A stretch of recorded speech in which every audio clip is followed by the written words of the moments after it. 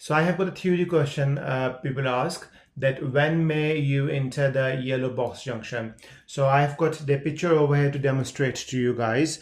Now, if you are on a yellow box junction and if you are going ahead and if you see there's a traffic is there and they're not moving, even the signal is green, even though you may have got the green light on, but we should have to hold back and stop at the stopping line.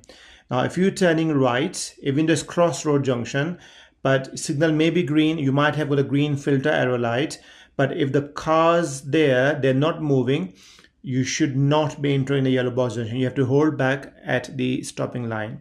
Now, if you're turning left, same thing again. If the traffic not moving, you may have got a green filter arrow light on as well, which give you the priority to go, but you should not go there because the traffic is not moving.